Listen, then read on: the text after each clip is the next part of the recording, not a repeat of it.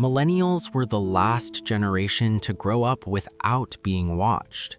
You made mistakes that disappeared. You had opinions that were not archived. You built your identity before algorithms could shape it. That is not nostalgia.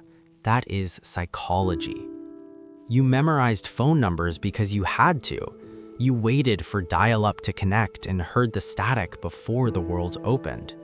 You got bored and there was no instant escape in your pocket. If someone was late, you just waited. When you left the house, you were unreachable. Silence was normal. Boredom was part of childhood, not a problem to solve. Millennials were the last generation to build identity before metrics existed, before likes, before followers, before your worth could be counted publicly and displayed beside your name. Your awkward phase was not permanent. Your teenage thoughts were not searchable. The worst photo of you lived in a drawer, not online forever. You discovered who you were in private, through trial and error, through conversations that vanished when they ended. And that changes how you move through the world now. You had an offline childhood, but you built your adult life in a digital world. You learned patience in a slow era, then you entered adulthood in a fast one. You remember silence that did not feel empty. Now you live in constant noise that never fully switches off. You belong to both worlds, but fully to neither. Old enough to remember life before everything was online, young enough to be expected to master it. That split creates something subtle inside you. You open an app for 5 minutes and lose 40. You feel overstimulated but cannot always explain why. You remember when disappearing meant peace. Now disappearing feels suspicious, like you owe the world proof of activity. You are digitally fluent but not digitally native. You adapted quickly, you learned the platforms. You built careers and relationships inside them, but part of you quietly misses being unknown, misses existing without updates, without stories, without constant visibility. That quiet grief is real, even if you rarely name it. Millennials were the last generation allowed to be anonymous without it feeling like failure. You did not grow up branding yourself. You did not grow up curating your personality for an audience. You did not measure your worth in engagement or reach. But now you live in a culture that quietly expects it. Build a presence, grow a following, turn your life into content, stay visible, stay relevant.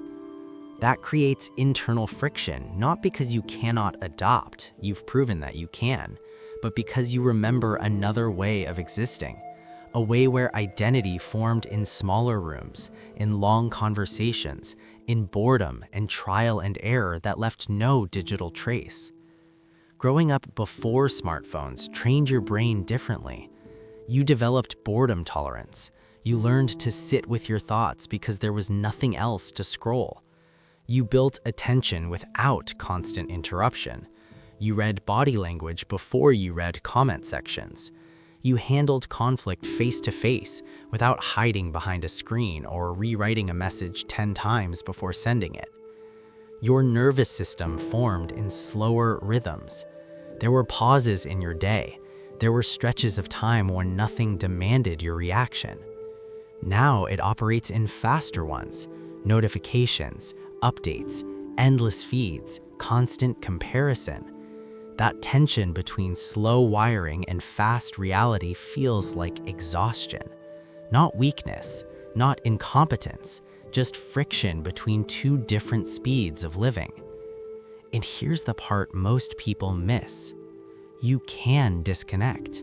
You know how to sit in silence without panicking. You understand relationships that exist without documentation. You can spend hours without posting proof that you were there. You know how to be present without performing presence. You were not raised by the algorithm. You met it later. Researcher Mark Prensky called this the digital immigrant experience. You learned the language, but it's not your native tongue. and that shapes how you use it. That difference matters. It means you remember who you were before metrics, before personal branding, before every opinion needed a platform. You built parts of yourself offline that still anchor you now. You grew up before smartphones, which means you learned who you were before the world started scoring you. Some people will call that outdated. Others will call it freedom.